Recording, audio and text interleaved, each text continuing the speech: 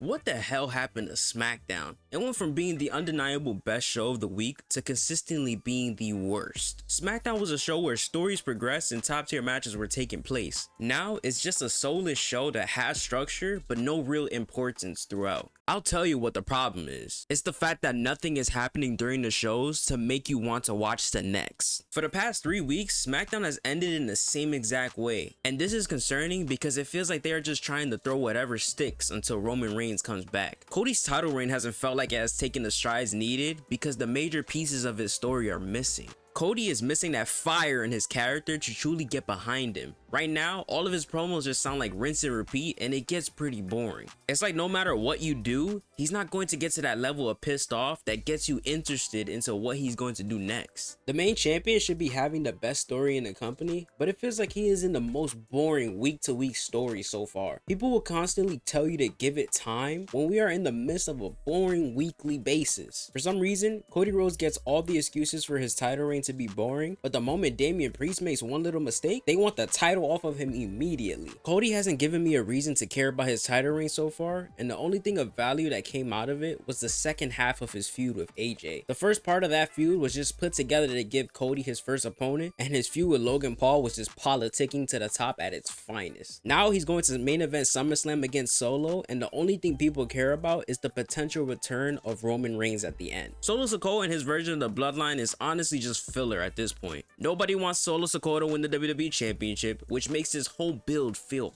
off. Solo has never been built up as a heel that can win matches, and now we're supposed to take this guy as a serious threat for the championship? The Bloodline 2.0 consists of Solo cosplaying as the Tribal Chief, Jacob Fatu as a legit monster, Tama Tonga as a wild puppy, and Tonga Loa as a pirate. What does this guy do? At this rate, if Roman doesn't come back at SummerSlam, then we are in for another few weeks of boring television. Another problem that has been plaguing the product on Friday is the lack of build within the mid-card division. The US champion is Logan Paul, who has held the US championship for 270 plus days and has only defended it twice. That is a major problem for any company. The reason why he was a bit tolerable with Roman was because he had the presence to change the perception of a show. Logan doesn't have that star power within the wrestling space to change the perception of a show. He's just another guy on a roster that's taking the opportunity from someone else. SmackDown can have a decent mid-card division with Andrade, Carmelo Hayes, LA Knight, Kevin Owens, Montez Ford, Santos Escobar, Shinsuke Nakamura, but they choose to rely on a champion who is just there for added media presence for the WWE. At SummerSlam, LA Knight needs to take that championship so they can actually build off of the roster that they have. I'm tired of the same people interrupting each other and fighting with no stakes behind it because the champion doesn't show up to work. I can't get behind a mid-card feud when they get no reward from winning. We don't need any more part-time champions. I'm tired of it. I had to watch Roman hold the championship for 4 years. I don't want that again, especially from people like Logan Paul. Now for the weakest part of Friday Night SmackDown.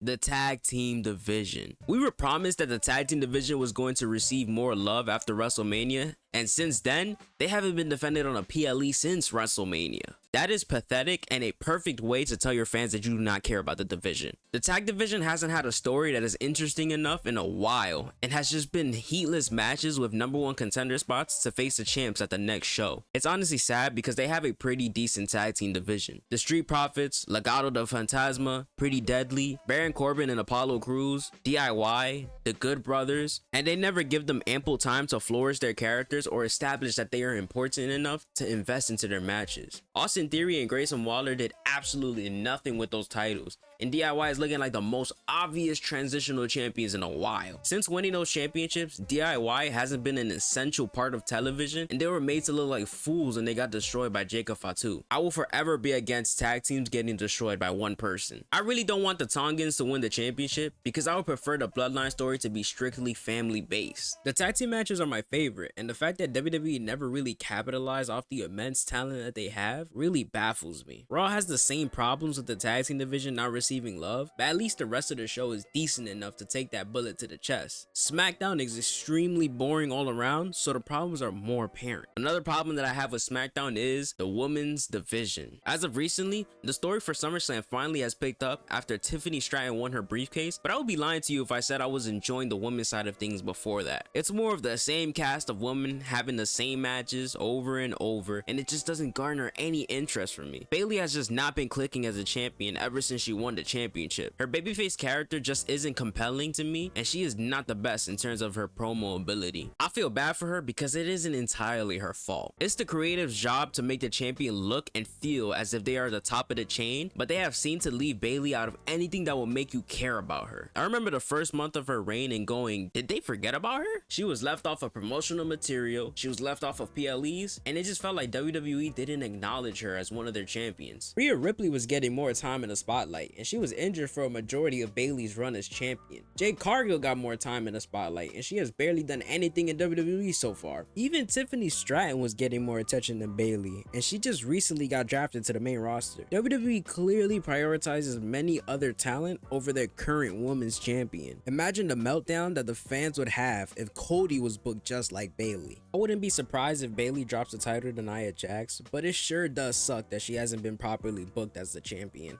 The creative team needs to find a balance for the booking of their talent because it is very obvious that some aren't being treated fairly. Bayley is one of the legends in the business, and you're telling me you couldn't enter her into an interesting program until SummerSlam? The major angle going into SummerSlam is whether or not Nia Jax is going to win the title and if Tiffany Stratton is going to cash in on her. Bayley could lose the championship, and I'm pretty sure a majority of the fans wouldn't even bat an eye. The women's tag team division is a mess as well. This has nothing to do with the talent in the ring, it has to do with the creative that these talent have to deal with. WWE has seemed to not give a fuck when it comes to tag teams in general for the company. The women get a max of like 5-minute tag matches and like 2 minutes worth of backstage segments. That is not enough time to gain attention for your talent. Imagine DoorDash telling you to deliver food to the next customer within 5 minutes, but the person lives 20 minutes away. You aren't going to get paid because it is impossible to make it there in time. And this has nothing to do with SmackDown being 2 hours because the same shit happens on Raw. Liv Morgan and Rhea Ripley are the only ones who get ample time to flesh out their character nowadays. Everyone else gets scraps. WWE wants to introduce new mid-card division titles for the women, and I think that's great for those who are never going to get a chance to win the world title. But I don't trust the main roster creative to cook up stories for the women to actually make these titles worth anyone's time. WWE has to prove to everyone that they're going to put in the time to make this thing work. Otherwise, I see this being a complete failure. After SummerSlam, WWE really needs to pick it up in terms of quality in the product. Cody needs to spice things up for his title reign, the tag team division needs to be revamped, the women's division needs to have more segments to flesh out their characters, and the mid-card division needs a new champion to build more intrigue in what are the filler spots of the show. SummerSlam is looking like a banger show, and it will be a bummer if the first night back on SmackDown is horrible like the previous weeks. What are your thoughts on SmackDown recently? Let me know your opinions down in the comments below. I hope you enjoyed the video. Peace and love to you all. I'll see you guys in the next one.